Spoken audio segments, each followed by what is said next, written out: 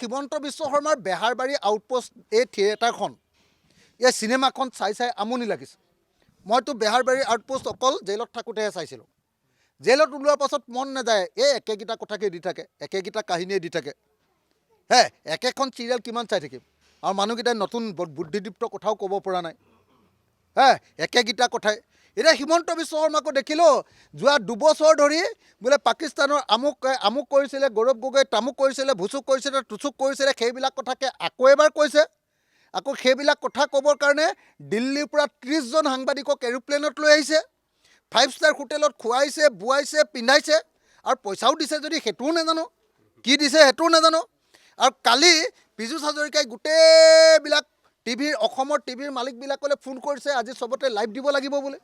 আৰু শুনিছোঁ বোলে পইচাৰ টোপোলা এটাও ভূঞা বুলি ল'ৰা এটাৰ হাতত দি পঠিয়াইছে। এইবিলাক কৰি আছে।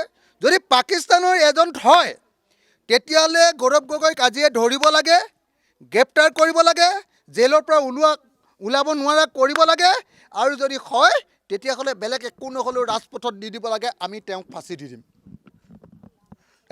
আৰু হিমন্ত বিশ্ব শৰ্মাই, মই এটা কথা মই এইবিলাক কথা ভাল নালাগে। এনেকুৱা ৰাজনীতিবিলাক ভাল নালাগে। যদি পাকিস্তানৰ এজেণ্ট হয় তেওঁক গ্ৰেপ্তাৰ কৰক, আজিয়ে গ্ৰেপ্তাৰ কৰক।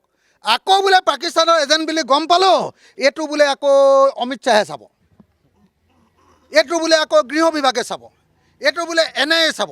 আৰে ভাই, NIA চোৱাৰ আগতচোন গোটেই পাকিস্তান যোৱা 2 বছৰ ধৰি আকৌ বিধানসভাৰ পৰা সংসদলৈও গৈছে, ভাষণো দিছে। সংসদৰ আকৌ গৃহ বিভাগৰ কমিটিটো আছে, আৰু তাৰপিছত কৈছে যে গৌৰৱ গগৈ পাকিস্তানৰ এজেণ্ট। আৰে পাকিস্তানৰ এজেণ্ট এজনক গৃহ বিভাগৰ কি কমিটি, সংসদ কমিটিত সোমোৱাই থৈছে। বিৰোধী দলৰ উপদলপতি পাতি থৈছে, সংসদৰ সাংসদ পাতি থৈছে। এইটো পাগলাইহে এনেকুৱা কথা কয়, পাগলা মানুহে এনেকুৱা কথা কয়।